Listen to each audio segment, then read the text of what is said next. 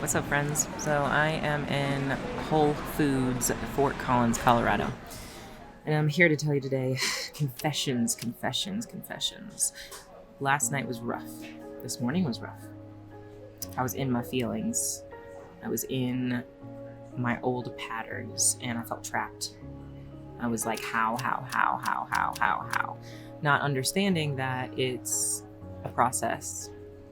I've been feeling really stuck in my feelings lately for the last month, probably, or last 32 years, really, but definitely last month I've been feeling a little funky. Last couple of weeks, it felt like it ramped up, and then 4 or 5 days ago, I was like, oof, relieved. I had this awakened moment, and I felt light, and I felt whole, and I clung to that. I clung to that like that was my eternity. Like I'm gonna feel this way forever.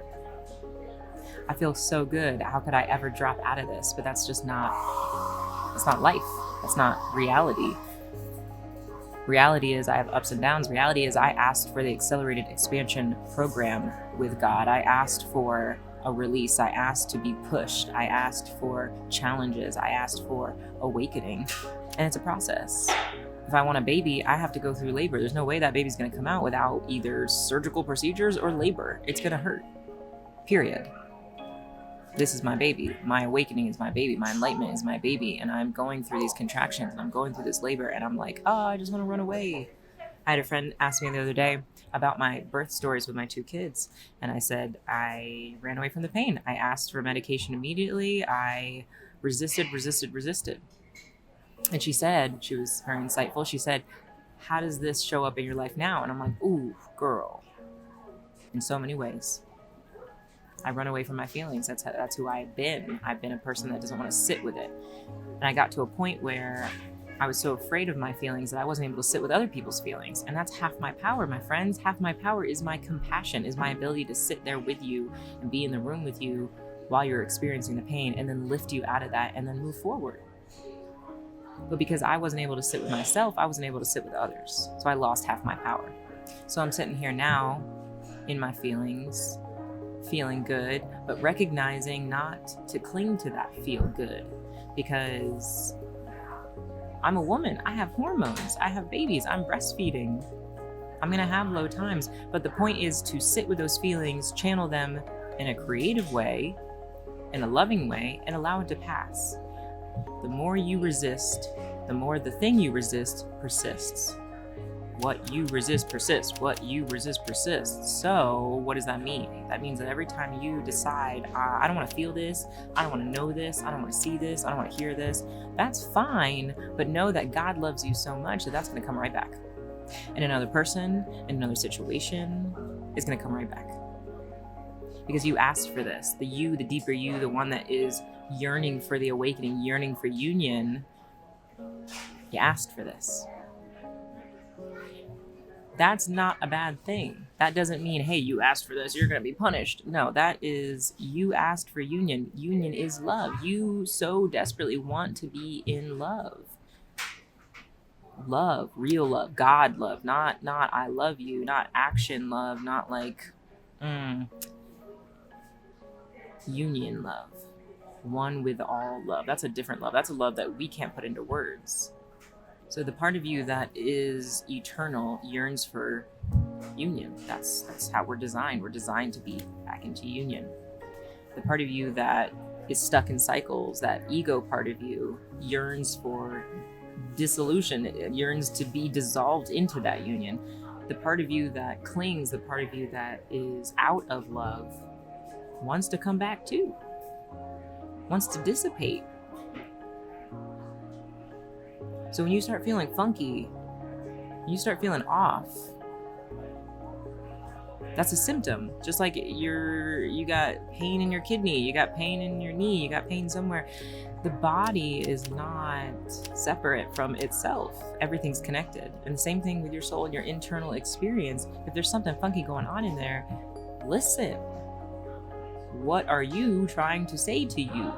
What do you need to hear to break free from whatever is going on in your life right now? Because you hold the key. What does that mean? What does that mean, I hold the key? That means you The eternal you is the pathway to God, to balance, to harmony, to union, to everything.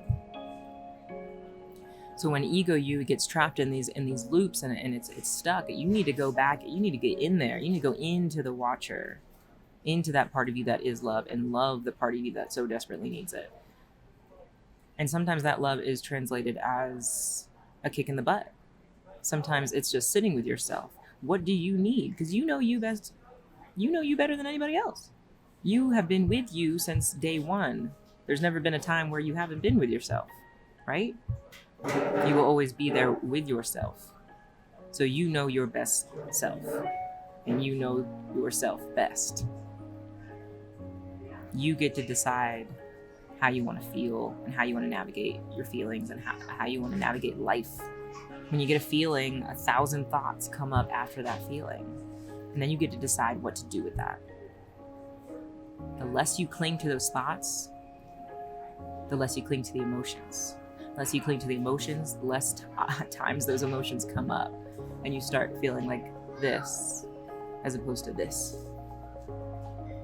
And you're constantly running away from the lows and seeking the highs. You're just gonna slingshot your way through life, back and forth, up and down, yo-yo, up and down, up and down, up and down. And you're tired of it. I know you are. So what do you need? What do you need to move on? This morning, what I needed was a little conversation with myself. I had a conversation with a friend and a client, and I told him what I needed to hear. I needed to hear, hey, you're not this person anymore. That's why it doesn't feel good, because you're pretending to be someone else. Talk about imposter syndrome. You're an imposter in your life right now because you're trying to be something you're not. You've moved on. You are stepping into this new person. God has made the way for you. You're moving forward, and yet you're looking back. Your neck's starting to hurt. Turn your head around, honey. It's time to keep walking forward and keep looking forward, because life is happening. Your life is happening. And you get to decide if you're going to happen with it or if you're going to be left behind. Because every time you decide to live in the past or live in the future, you're not living. You are a ghost. You are a zombie to your own existence. That's not okay. So when you know, and I know you know what to do. I know you know what you've been called to do in any given moment. When you know and you decide not to act or not to sit with those feelings and just channel them and do what you need to do in order for you to feel good and feel right and feel in alignment, you are choosing to live a life without God. You're choosing to live a life without flow and without unity. You choose your suffering. Adam and Eve were put in the garden to flourish, to thrive, to play, to frolic, to enjoy their lives. They decided they needed to know. So they knew. Now they lived in a world of dualities. And here's the thing, my friends. God is outside of time. God is outside of illusion. So when you think about the past or the future, there is no past or no future. Everything is happening now. So Adam and Eve happen right now. You are Adam. You are Eve right now. You get to make the choice. Are you going to choose to stay in the garden and live in unity? Or are you going to choose to live in delusion of thises and that's? You can play your character. Be a he, be a she, be an in-between. Be a coach, be a doctor, be a wife, be a son, be a daughter. But understand that there's a part of you that is beyond all of that. And that part of you is speaking to you every single day. There is not a moment that passes that God is not with you. Period. You just get to make the decision on if you're going to listen or not. God's calling out. He's knocking on that door. You going to open the door? You're going to stay huddled in the corner feeling sorry for yourself. Let me make this clear. There is a space for feminine and masculine energy, the yin and the yang. There is a space and a time for you to sit with your feelings and feel them and even be them for a moment. You're in it, you're in it, you're in it. But then that time passes. You had your human emotion. That time has passed. This is where the masculine comes in. That's where the action comes in. Inspired, effortless action. What do I do now? What do I do next? When the future is unclear, do the next right thing. When you're feeling funky and you're tired of it because you know it's past, that's when you start to feel like, okay, this is old news. I felt this feeling before. I don't want to be trapped in there anymore. I'm done with that. That was cool. I did the thing. I felt the thing. I came into this planet to experience the full range of human emotion. You did it. Good job. Now it's time to move on. Now it's time to do the thing that you were called to do. So me, what was I called to do? I was called to be a coach for a while, and I'm still doing that thing. I can still call myself a coach. I can still coach people, but I was called to do something bigger and better and greater. And I was called to speak to the people. I was called to make a movement, make moves.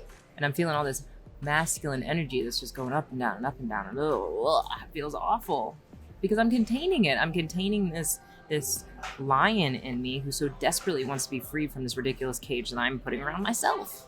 God hasn't put me in a cage. I put myself in a cage. God hasn't cast me out from the garden. I cast myself out from the garden.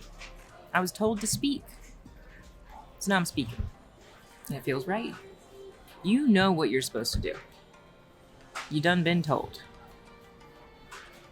You were told what to do, and then now you're upset because you didn't listen.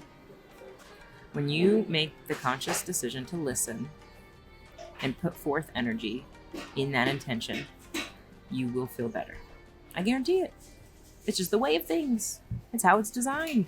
When you're in alignment, you feel good. When your vibration is vibrating to the tune of God's music, you feel right.